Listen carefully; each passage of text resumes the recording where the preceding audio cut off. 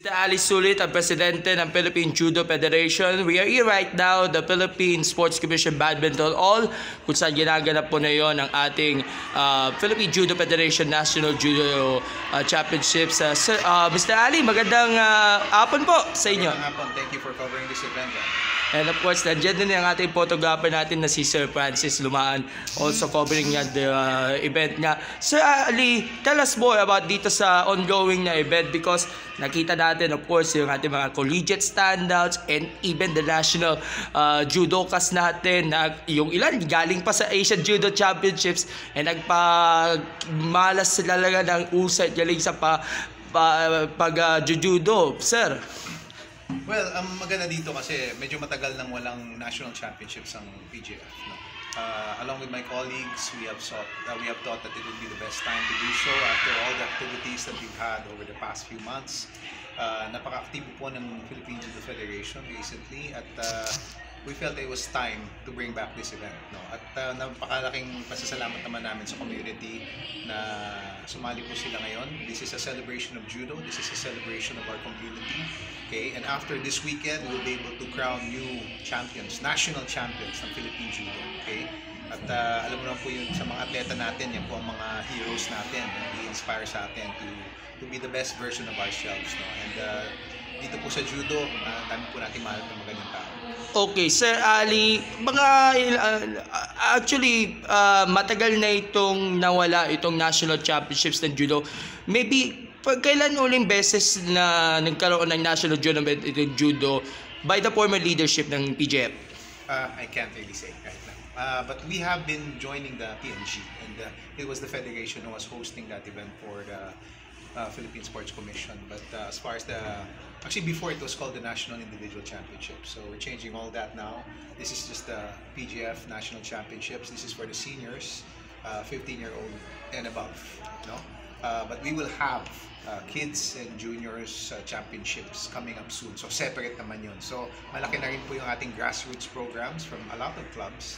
And of course, we are encouraging more of that. So one way to do it is to have a national championship for that age bracket also. So there are more things to come from PGF. Okay. So ilan na nag-participate dito sa national championships? Mostly from the colleges. Meron din tayo nakita na mga military branches like yung Philippine Coast Guard, si Pambulayan naglaro for the Philippine Coast Guard, and then meron tayong mga teams from Ateneo, UST, UP, and other champion judo clubs natin.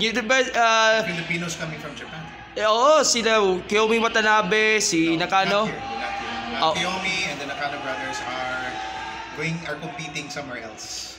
They're doing their Olympic qualifiers at the moment. But so they still have 3 events that they can use to qualify for the Paris Olympics. So we encourage them to do that instead.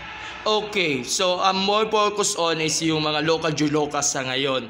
Dahil of course, marami mga hidden talent, mga magagaling na mga skills na binibigay ng ating mga local judokas.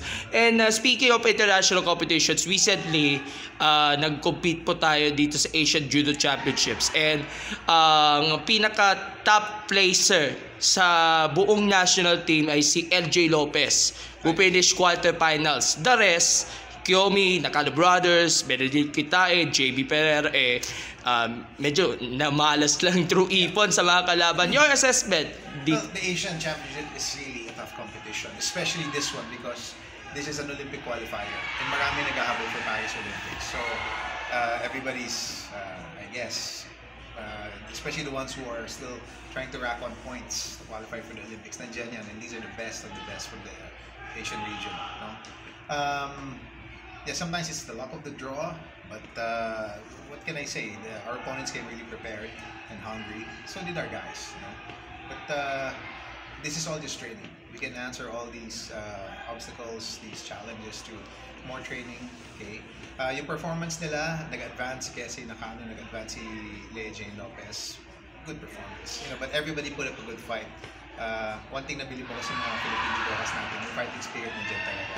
Hindi sumusuko. Matalo man, mahirapan man, kitang-kita mo sa mukha nila, sa mga galaw nila, ang laban nila talaga. Pero despite sabihin natin lackluster performance ng ating Philippine Judocas, meron silang, nag-ahabol sila ng chances of making it into the Paris Olympics kasi malapit na yung deadline for the qualification. Siguro magbigay kayo ng konting update sa mga upcoming competitions, especially yung tatlo nating mga sinasabi natin mga magagaling na pambato natin, Kiyomi, Shugen, and Keisei Nakano. At kung posible, kung hindi umabot yan doon sa qualifier, target nyo pa rin na makakuha pa rin ng slot through universality, sir? What do you mean? No, we're using the continental quota. Okay. That is our ticket to the Olympics this year. Okay, so naghahabol pa sila. There are 3 events. A couple of them is the Grand Slam and the Grand Prix. So right now, let us just surprise you when the time comes now. We'll know by June. Okay, so sino magka-qualify sa kanila. So abangan natin kung sino man, either kina Kiyomi or Shugen or Keisei, so surprisahin talaga at iaabangan natin o i-expect natin na magdadala nga na magbibigay na magandang showing ng coming Paris Olympics if makakwalify sila sa qualifiers. Anything else you want to provide bago kita bigyan ng closing remarks? Any else na mga activities na naka-line up na PJF sa ngayon? Hindi ako dumalo ng World Judo Day, sayang magkikita pa tayo dito, pero what's next for PJF? We have around May we'll have the kids, juniors, cadets national championships. We're just finalizing the plans for that, and then we will be competing in the Southeast Asian Judo Championships end of May. Marami pa, and then we have some seminars coming up also. So wala naman tigil ng federation pagdating sa pagbibigay ng activities that will help all our members progress and enjoy judo. And speaking of seminars, meron kayong recent na seminar with regards sa mga referees, no? With the Japanese instructors. Provide us more details tungkol dito. No, that was not a seminar for referees. Oh. Japanese instructors, it was for the community. It was coaches from Tokyo Metropolitan. Yung isa pa yun sa coaches and of course yung referees, sir. Yung coaches sa referees. Unang Japanese na pumunta dito for the referees. Okay. It was conducted by our referee director, Mr. Lele Panganiban.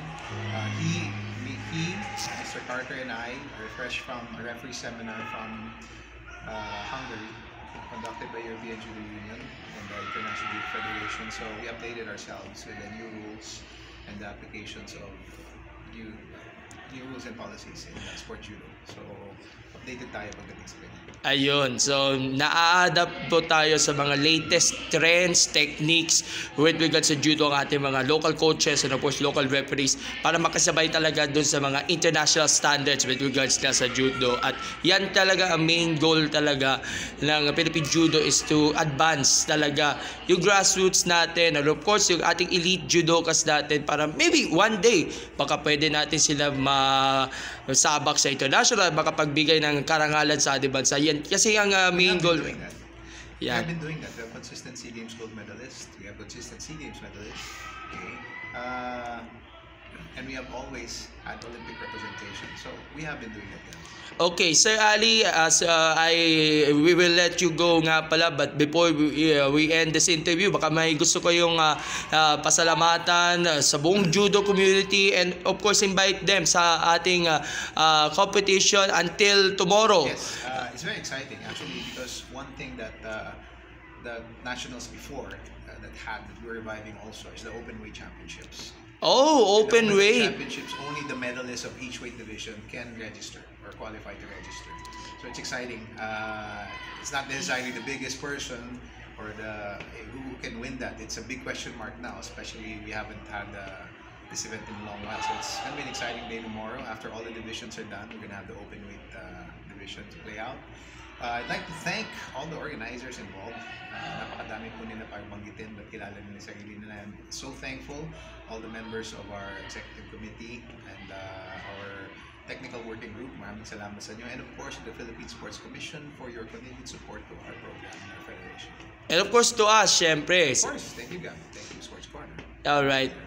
And of course, karangalan po namin na first time tayo mapunta ng judo. Lagi tayong first time pag may mga sports events kasi kaliwat kanan ng mga sports events natin. Kanina, nadaanan ko yung swimming, nadaanan ko soft tennis, yung sa conference hall, may bowling na classification at na yun sa judo na. And all the best sa PJF and of course, sa mga susunod na gagawing plano and who knows, baka may isang atleta natin galing sa judo ang makakwalify sa Paris Olympics. Manifest natin yan, syempre. Salamat. Salamat po and God bless.